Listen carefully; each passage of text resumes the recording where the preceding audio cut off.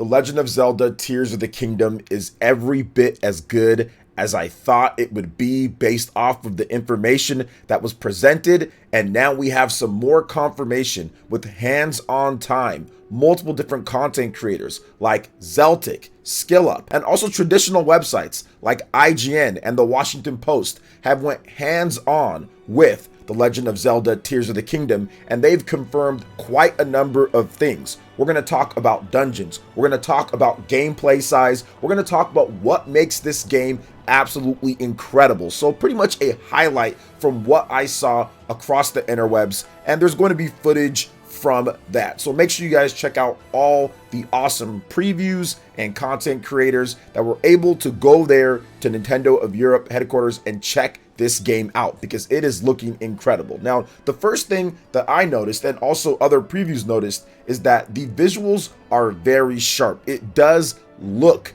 better than The Legend of Zelda Breath of the Wild, especially if you're playing it on the Wii U, but absolutely as well over the Nintendo Switch version. Now, I don't know the resolution or anything like that, but it did look sharper than what I saw with The Legend of Zelda Breath of the Wild. And I'm playing the game on the Nintendo Switch at this point, and it just looks better. So I felt that the graphics weren't done when we first saw it, and they've gradually gotten better and better every time we've seen the game. And now in this latest preview, which I don't know if it's the final build, I don't think it is. I think it was a demo build that was built well beforehand, but if it's the near final build, it's absolutely going to look great once we get it on our TV screens. Now let's talk about some of the other stuff here, because what makes this game tick is the amount of creativity. That's what makes it super cool, and how the Zoenai charges play out, how the batteries work is just absolutely ingenious. It gives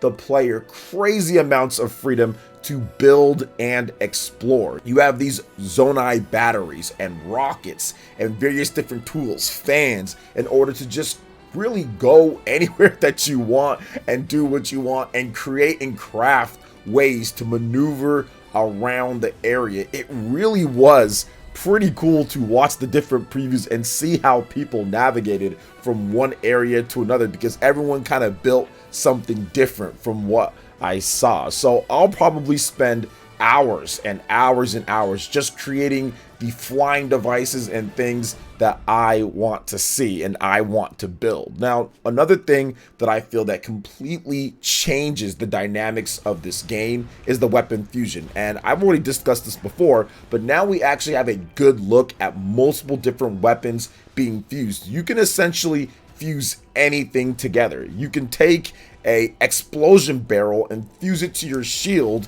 and have enemies blow up when they hit you. You can make makeshift flamethrowers in this game. You can make meat arrows, acorn arrows. You can do anything that you want with the weapon system in this game, and that's what excites me the most, because the world now becomes a complete battleground. It becomes a complete canvas for combat, to where your surroundings and how you make use of that could be the difference between going off unscathed or dying in the game. So I love that. There's just a multitude of ways to use Link's abilities to fight. And I think that, among other things, this is what really separates Tears of the Kingdom from The Legend of Zelda Breath of the Wild and just other open world games in general, which most follow a pretty general rule set in terms of what you can and can't do for combat. Legend of Zelda Breath of the Wild opened up some things, but now with Tears of the Kingdom, it completely shatters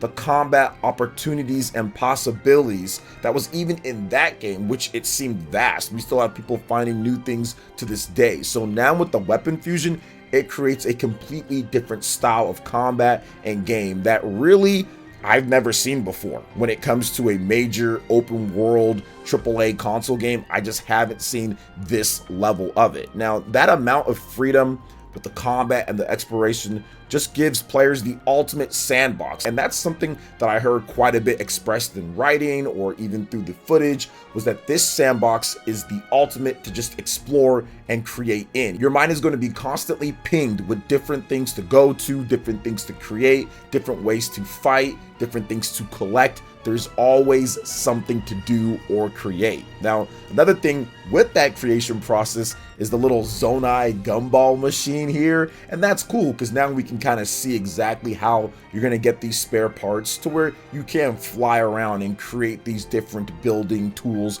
for creation. Now, I don't think, after looking at everything here, I don't think there's another Nintendo title that has ever given players this amount of tools, freedom, with the structure. It's almost as if they're like daring players, yo, please break this game, break it, do whatever you can. And it seems like even the people that went for previews were being egged on, hey, try this out, do this, or do whatever you want, you know? So it seems like they're even looking for them to try to do something crazy and break the game, which is just awesome. But from everything that I saw so far, everything held up and multiple people did things differently.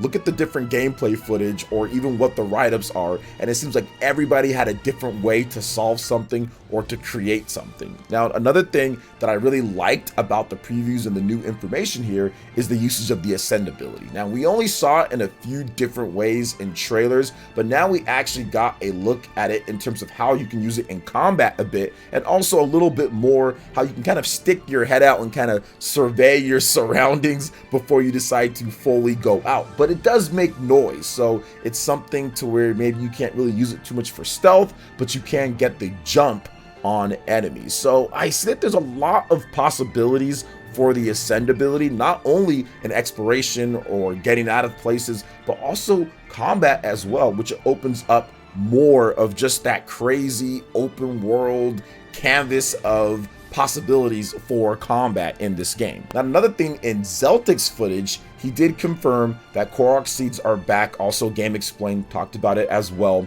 which are used with the puzzle. So pretty much like it was in Breath of the Wild, you solve the puzzle, you get the Clorox seed. However, they didn't say what they actually do. So I hope the reward is better, and I'm hoping that it's not inherently tied to your inventory. I just want a better reward for collecting them and not for it to be completely tied to the inventory slots. Now, it might be, but we just don't know at this point. So the previews that were already up, they already had a bunch of inventory slots unlocked. But in Zeltic's preview, he only had one Clorox seed, but he had a bunch of inventory slots already unlocked. So it's going to be interesting to see exactly how that works out. Now, let's talk about performance, because that's one thing that a lot of people are going to be very skeptical on, because the Nintendo Switch is a bit long in the tooth. There's been some first-party games that do have some performance issues here and there. Now, from what I saw, overall, things definitely looked stable. Looked like it held a solid 30 or right around that most of the time. Although, I did notice some frame rate drops in Zeltic's footage when fighting a bunch of enemies at a base camp. I did notice that. Now, it does seem to recover after a bit, but it was there. Now, we'll see how everything actually turns out once the final version is released, because there probably will be some type of day one update or last second tweaking that they do. They did that with Breath of the Wild, and there was also updates afterwards. So we'll see exactly how that works. Although Gene Park from the Washington Post, good friend of PlayerEssence channel here, also stated that he played the game, and he noted that in his preview for the Washington Post, the game performed well. Well, he put that on Twitter, and it ran better than The Legend of Zelda Breath of the Wild. He didn't notice too many drops. He also stated, which is crazy here, that the game might be bigger than Elden Ring, and he was a super crazy Elden Ring guy. So the fact that Gene stated that it could be bigger than Elden Ring just from a 70-minute preview, that just goes to show you how massive this game is. With the addition of the verticality, it gives you a whole new realm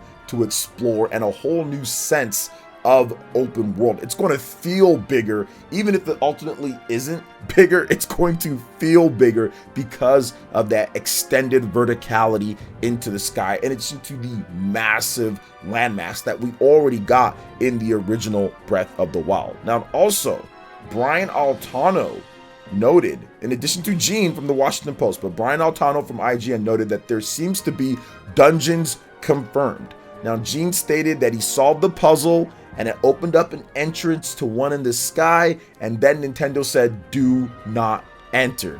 But he was able to peek inside, and it did look mysterious, unlike anything in The Legend of Zelda Breath of the Wild. But the nature of how these dungeons actually work or function or constructed is a mystery. I did talk about this not too long ago in a video discussing the evolved dungeon formula. I felt that Nintendo wouldn't do the traditional, here's dungeon, go through, get item, beat boss with that item, leave, now you have access to somewhere else. I felt that they're going to evolve the dungeons to where how you access them and what you get from beating them is going to be something different. It's not going to be set up traditionally, and it seems like what Brian Altano and also Gene note here is exactly that. So I'm happy to see that it's not going to be something that's maybe required, but it's something that if you seek out these areas, if you solve the puzzles and you actually want to do them, you'll be rewarded with some type of item or new gear or something. And I think that's the way that you get it done, so you don't lose the freedom of being able to explore and go and do what you want in this type of game. So I love what they're doing here. Overall, it seems that The Legend of Zelda Tears of the Kingdom is going to be one of the best games ever made. Based off of just this small preview, I kind of already felt that it was going to be a massive step above The Legend of Zelda Breath of the Wild based off of the information. But now that we actually have hands-on preview from gamers out there and players and them talking about the sheer amount of things that you can do, it's a completely unique experience that we really haven't seen and don't really see in the common AAA department market here. Nobody really makes games like this on consoles from the big three or even some of the other major AAA studios out there. A lot of stuff indie, a lot of stuff PC, but when it comes down to the major big franchises, the amount of things that you can do in this game is just absolutely incredible, and it pretty much confirms everything that I felt about the game beforehand, about how good the game was going to be.